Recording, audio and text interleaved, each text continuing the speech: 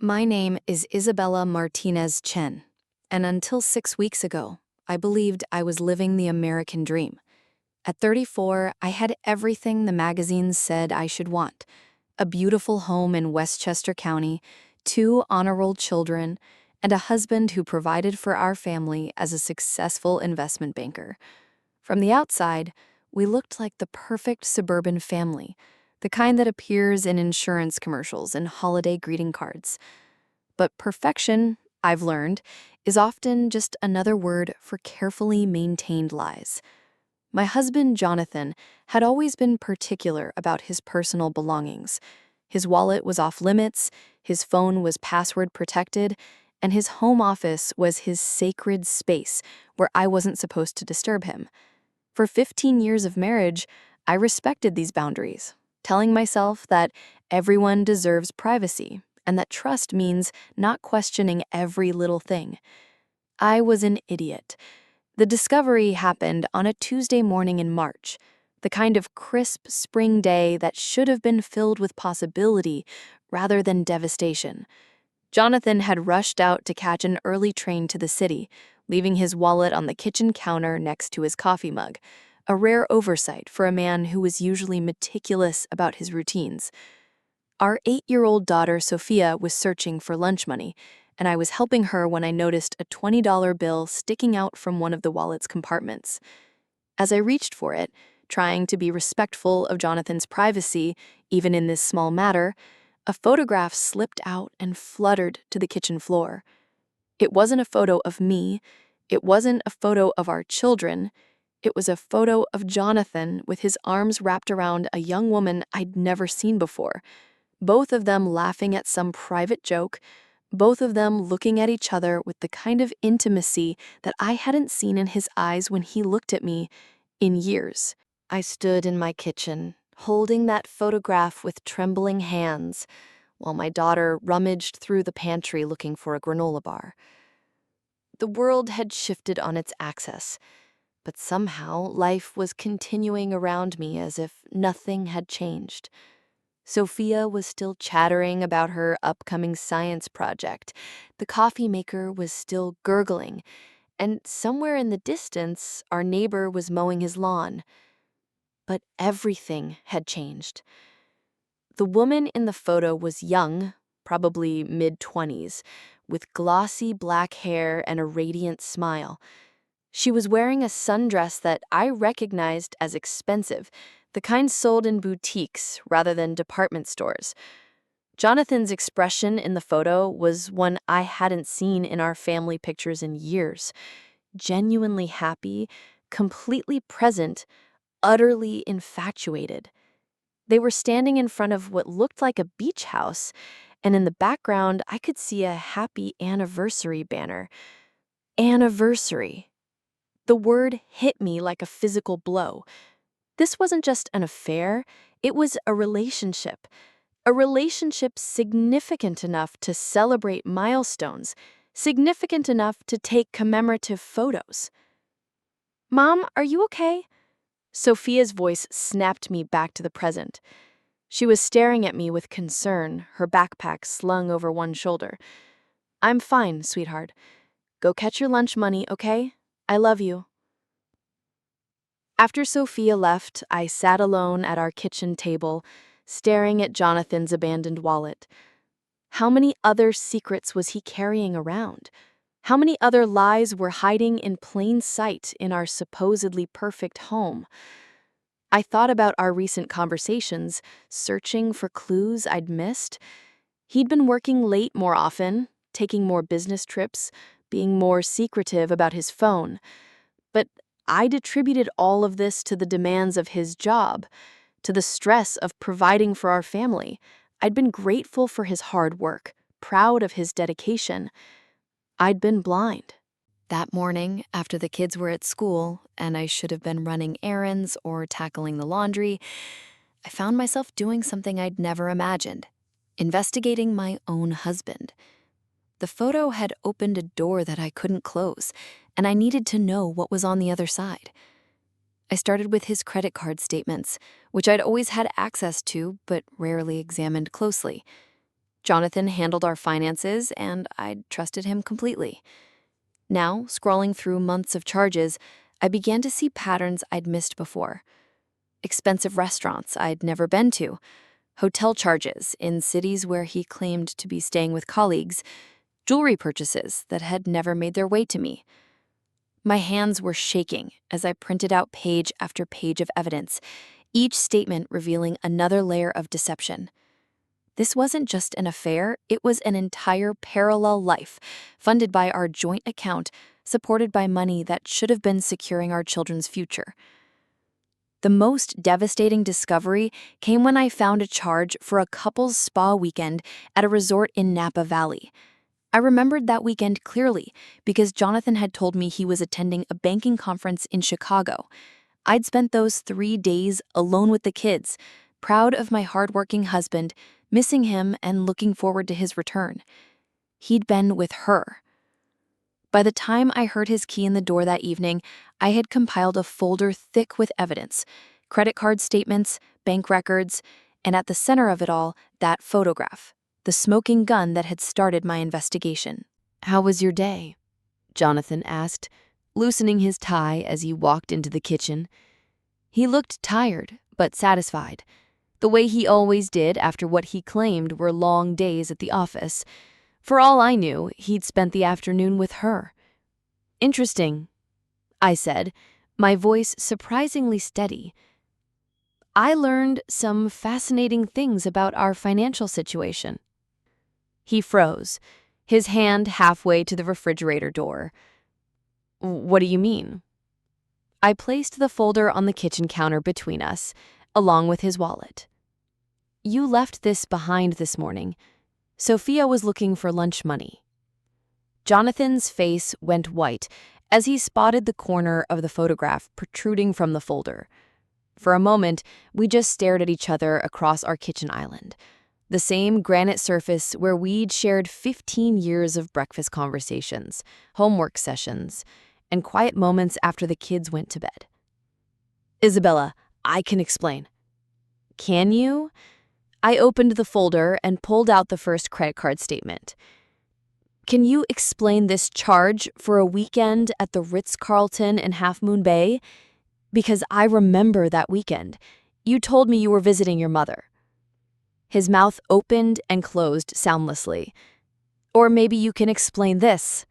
I pulled out another statement. "Dinner for 2 at Le Bernardin in New York. $250. The same night you told me you were working late and grabbed a sandwich at your desk." "Isabella, please." "Please what? Please continue pretending I'm stupid. Please keep funding your other life with money that should be paying for our children's education." My voice was rising. 15 years of suppressed doubts and ignored instincts finally finding their voice. He tried to approach me, but I stepped back, holding up the photograph. "Who is she, Jonathan?" "Her name is... it's complicated." "It's really not.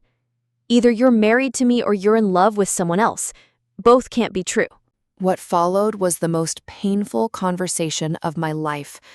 Jonathan tried every tactic in the cheater's playbook: denial, minimization, blame shifting, promises to change. He claimed it had just happened, that he'd never meant to hurt me, that she didn't mean anything to him. But the evidence told a different story. This wasn't a momentary lapse in judgment. It was a carefully constructed double life that had been going on for over 2 years. He'd been living with both of us, comparing us, choosing her for romantic weekends while relegating me to the role of household manager and child rearer. "I love you, Isabella," he said, tears streaming down his face. "I love our family. I made a mistake, but we can fix this. We can go to counseling. I'll end it with her, I promise." But I was done with his promises. I'd built my entire adult life around believing his words, and every single one had turned out to be negotiable. How could I ever trust him again? How could I look at him across the dinner table or lie next to him in bed knowing that he was capable of such elaborate deception? No, I said simply. We can't fix this because this isn't broken. This is what you chose. For 2 years, you chose her. You chose to lie to me, to steal from our family, to make me complicit in my own humiliation. That night, I slept in the guest room. The next morning, I called Diane Richardson, the best divorce attorney in our area. I'd met her at a charity function the previous year and had been impressed by her reputation for protecting women's interests in high-asset divorces. I need to file for divorce, I told her during our consultation, and I have evidence. Diane's eyes lit up when she saw the photograph and the financial records I'd compiled. This is excellent documentation, Isabella. Your husband has been using marital assets to fund an extramarital relationship. That's going to work strongly in your favor. I want to make sure my children are protected. I want to make sure he can't hide assets or manipulate the settlement. Leave that to me. We're going to make sure you get everything you're entitled to. What followed was the most painful conversation of my life. Jonathan tried every tactic in the cheater's playbook: denial, minimization, blame shifting, promises to change. He claimed it had just happened, that he'd never meant to hurt me, that she didn't mean anything to him. But the evidence told a different story. This wasn't a momentary lapse in judgment. It was a carefully constructed double life that had been going on for over 2 years. He'd been living with both of us, comparing us, choosing her for romantic weekends while relegating me to the role of household manager and child rearer. I love you, Isabella, he said, tears streaming down his face. I love our family. I made a mistake, but we can fix this. We can go to counseling. I'll end it with her, I promise. But I was done with his promises.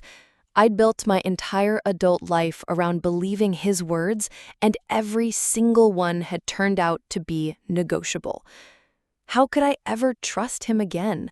How could I look at him across the dinner table or lie next to him in bed knowing that he was capable of such elaborate deception? No, I said simply. We can't fix this because this isn't broken. This is what you chose. For 2 years, you chose her. You chose to lie to me, to steal from our family, to make me complicit in my own humiliation. That night, I slept in the guest room. The next morning, I called Diane Richardson, the best divorce attorney in our area. I'd met her at a charity function the previous year and had been impressed by her reputation for protecting women's interests in high-asset divorces. I need to file for divorce, I told her during our consultation, and I have evidence. Diane's eyes lit up when she saw the photograph and the financial records I'd compiled. This is excellent documentation, Isabella.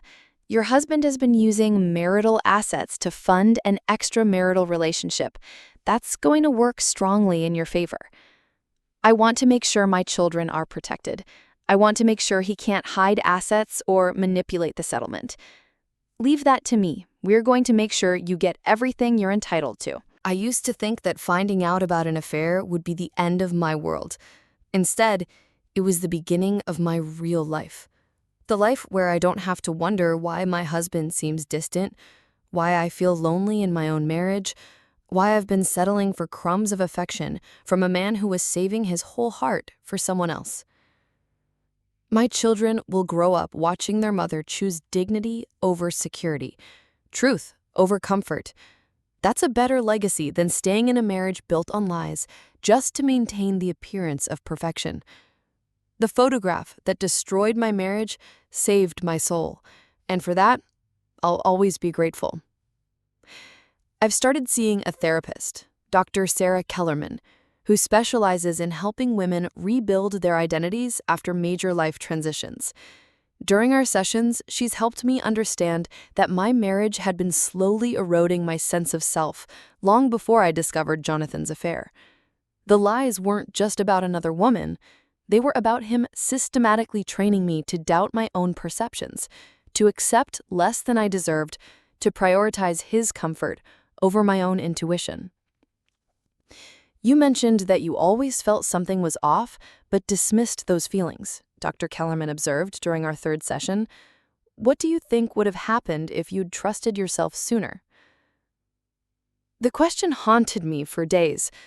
I realized that I'd been gaslighting myself for years, explaining away Jonathan's emotional distance, his secretiveness, his gradual withdrawal from our family life. I'd told myself that successful men were naturally busy, that good wives didn't question their husband's every move, that love meant trusting without verification. But love also means honesty. Real love doesn't require you to ignore your instincts or accept breadcrumbs of affection. I'd confused emotional starvation with loyalty, loneliness with patience. The children are adjusting better than I expected. Sophia, wise beyond her 8 years, told me last week that she'd noticed Daddy seemed happier when he was on his phone than when he was with us. Miguel, only 6, mostly just wants to know if we can still have pancakes on Sunday mornings. We can, and we do, and they taste better now that I'm not cooking them with resentment. Jonathan has tried to maintain contact beyond the court-mandated arrangements. He sends long emails about how he's changed, how ending the affair has made him realize what he lost, how he wants to fight for our family. I delete them without reading past the first few lines. Some bridges, once burned, aren't meant to be rebuilt. His girlfriend, I learned her name is Amanda Prescott, and she's a 26-year-old marketing coordinator at his firm, apparently didn't take the news well when he tried to end things to save his marriage. According to mutual friends who can't resist sharing gossip, she showed up at his office making a scene, demanding to know if their 2 years together meant nothing to him. The irony is perfect. Jonathan finally got to experience what it feels like to be discarded by someone you thought loved you. I've also learned that ours wasn't his first affair. During the discovery process, Diane uncovered evidence of at least 2 other relationships during our marriage. Jonathan wasn't just a cheater, he was a serial cheater, someone for whom deception had become a way of life. Knowing this removed any lingering doubt about my decision. I hadn't lost the love of my life. I'd escaped from someone who was incapable of genuine love. My sister Carmen visits more often now, bringing wine and takeout and helping me remember who I was before I became Jonathan's wife. We laugh about things that weren't funny at the time, like how he used to criticize my cooking while eating elaborate meals with other women, or how he complained about our boring social life while maintaining a secret calendar full of romantic adventures. You know what's crazy? Carmen said last weekend as we watched the kids play in the backyard. You seem more like yourself now than you have in years, even with everything you're going through. She's right. The woman who discovered that photograph and immediately began documenting evidence, who hired the best lawyer in town and refused to be manipulated into reconciliation, that's who I really am. For 15 years, I'd been playing the role of the accommodating wife, the woman who made herself smaller so her husband could feel bigger. The affair didn't break me. It freed me to remember my own strength. I'm also rediscovering interests I'd abandoned during my marriage. I've enrolled in a photography class at the community college, something I'd always wanted to try, but Jonathan had dismissed as not practical. I'm learning Spanish again, planning a trip to visit my grandmother in Mexico City with the children this summer. I'm reading books that Jonathan used to mock as women's fiction, joining a book club, making friends who know me as Isabella rather than as Jonathan's wife. The financial independence is perhaps the most empowering aspect of my new life. For the first time since college, I have my own money, my own credit cards, my own financial decisions to make. I'm investing in my children's education, contributing to my own retirement fund, and yes, occasionally buying myself something beautiful just because I want it. Last week, I purchased a piece of jewelry from a local artisan, a silver necklace with a pendant that says "free" in delicate script. I wear it every day. Some betrayals hurt. The deepest ones set you free. If this story shocked you, just wait for what's next. Leave a comment, share it with someone who needs to hear this, and of course, subscribe and hit the bell so you don't miss a single notification.